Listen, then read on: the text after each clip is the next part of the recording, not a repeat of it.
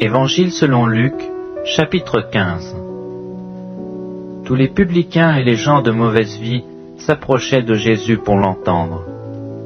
Et les pharisiens et les scribes murmuraient, disant : Cet homme accueille des gens de mauvaise vie et mange avec eux.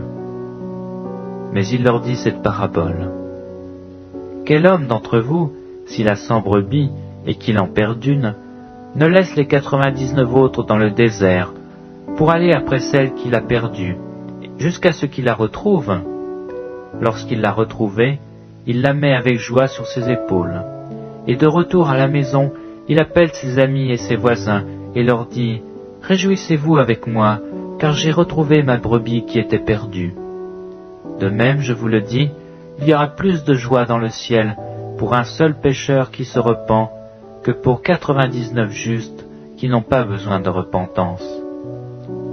Ou quelle femme, si elle a 10 drachmes et qu'elle en perd une, n'allume une lampe, ne balaie la maison et ne cherche avec soin jusqu'à ce qu'elle la retrouve. Lorsqu'elle l'a retrouvée, elle appelle ses amis et ses voisines et dit : Réjouissez-vous avec moi, car j'ai retrouvé la drachme que j'avais perdue. De même, je vous le dis, il y a de la joie devant les anges de Dieu pour un seul pécheur qui se repent. Il dit encore : Un homme avait 2 fils. Le plus jeune dit à son père : Mon père, donne-moi la part de bien qui me doit revenir. Et le père leur partagea son bien. Peu de jours après, le plus jeune fils, ayant tout ramassé, partit pour un pays éloigné où il dissipa son bien en vivant dans la débauche. Lorsqu'il eut tout dépensé, une grande famine survint dans le pays, et il commença à se trouver dans le besoin. Il alla se mettre au service d'un des habitants du pays, qui l'envoya dans ses champs garder les pourceaux. Il aurait bien voulu se rassasier des carouges que mangeaient les pourceaux, mais personne ne lui en donnait. Étant rentré en lui-même, il se dit : Combien de mercenaires chez mon père ont du pain en abondance, et moi ici je meurs de faim. Je me lèverai, j'irai vers mon père, et je lui dirai : Mon père, j'ai péché contre le ciel et contre toi. Je ne suis plus digne d'être appelé ton fils. Traite-moi comme l'un de tes mercenaires. Et il se leva, et il alla vers son père. Comme il était encore loin, son père le vit et fut ému de compassion. Il courut se jeter à son cou et le baisa. Le fils lui dit : Mon père, j'ai péché contre le ciel et contre toi. Je ne suis plus digne d'être appelé ton fils. Mais le père dit à ses serviteurs : Apportez vite la plus belle robe, et l'en revêtez. Mettez-lui un anneau au doigt, et des souliers aux pieds. Amenez le veau gras, et tuez-le. Mangeons et réjouissons-nous.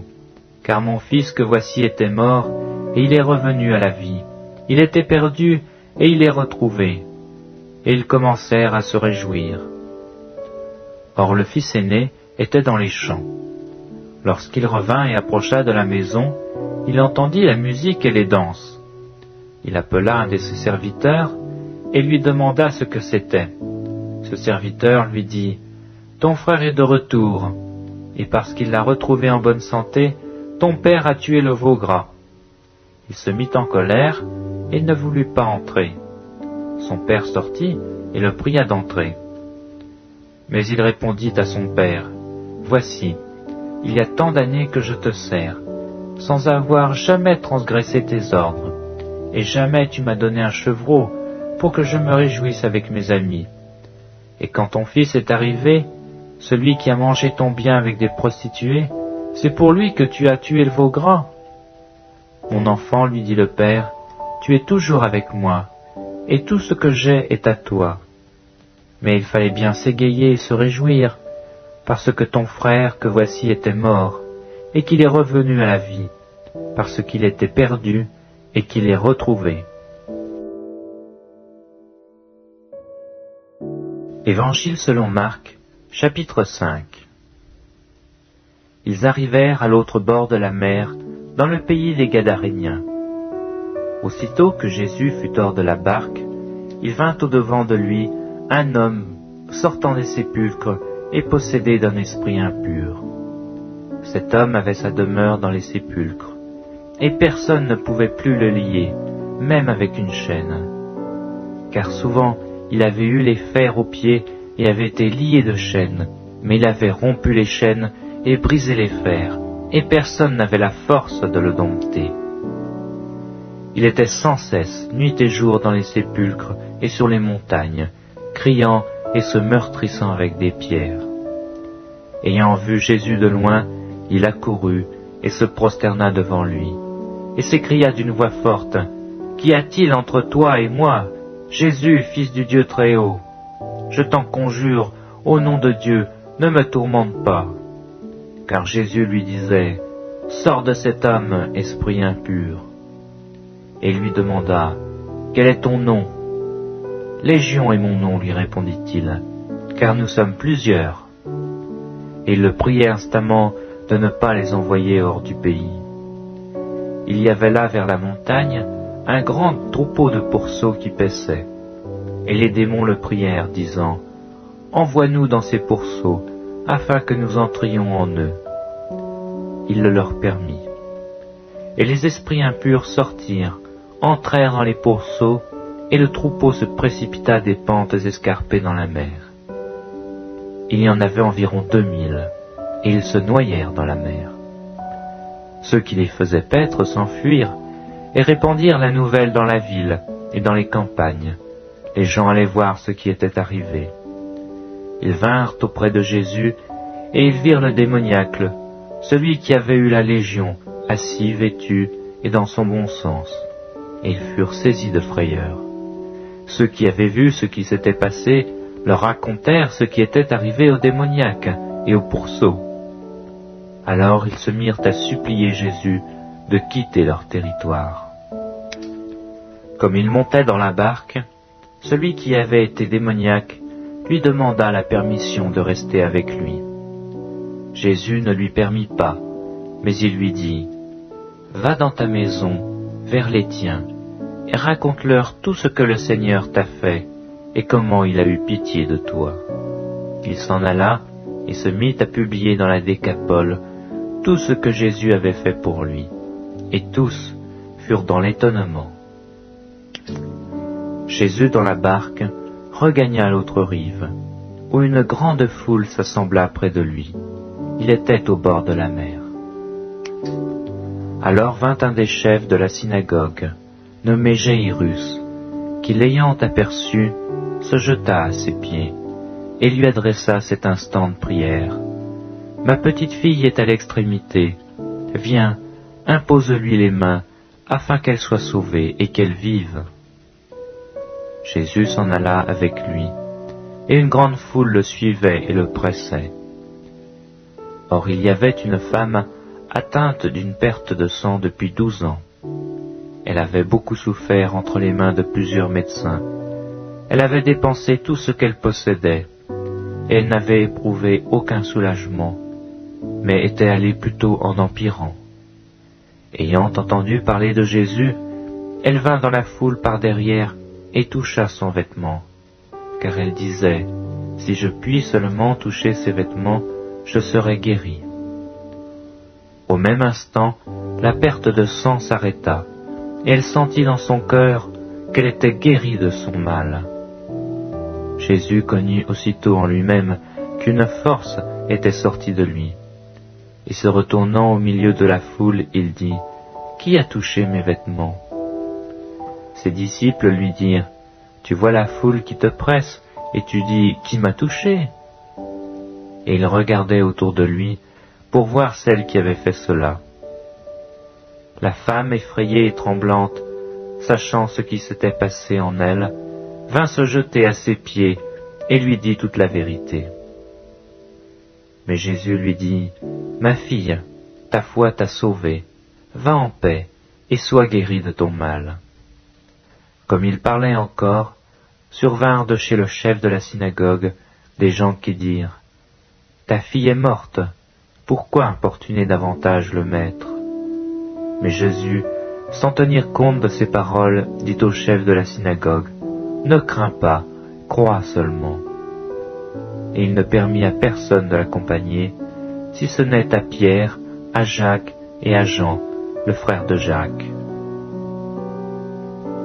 Ils arrivèrent à la maison du chef de la synagogue, où Jésus vit une grande foule bruyante, et des gens qui pleuraient et poussaient de grands cris. Il entra et leur dit, « Pourquoi faites-vous du bruit, et pourquoi pleurez-vous? L'enfant n'est pas morte, mais elle dort. » Et ils se moquaient de lui. Alors, ayant fait sortir tout le monde, il prit avec lui le père et la mère de l'enfant, et ceux qui l'avaient accompagné, et il entra là où était l'enfant. Il la saisit par la main et lui dit, « Talitha koumi », ce qui signifie « Jeune fille, lève-toi, je te le dis ». Aussitôt la jeune fille se leva et se mit à marcher, car elle avait 12 ans. Et ils furent dans un grand étonnement. Jésus leur adressa de fortes recommandations, pour que personne ne sût la chose. Et il dit qu'on donna à manger à la jeune fille. Évangile selon Matthieu, chapitre 6. Gardez-vous de pratiquer votre justice devant les hommes, pour en être vus. Autrement vous n'aurez point de récompense auprès de votre Père qui est dans les cieux. Lors donc que tu fais l'aumône, ne sonne pas de la trompette devant toi, comme font les hypocrites dans les synagogues et dans les rues, afin d'être glorifiés par les hommes. Je vous le dis en vérité, ils reçoivent leur récompense. Mais quand tu fais l'aumône, que ta main gauche ne sache pas ce que fait ta droite, afin que ton aumône se fasse en secret, et ton Père qui voit dans le secret te le rendra. Lorsque vous priez, ne soyez pas comme les hypocrites, qui aiment à prier debout dans les synagogues et au coin des rues, pour être vus des hommes. Je vous le dis en vérité, ils reçoivent leur récompense.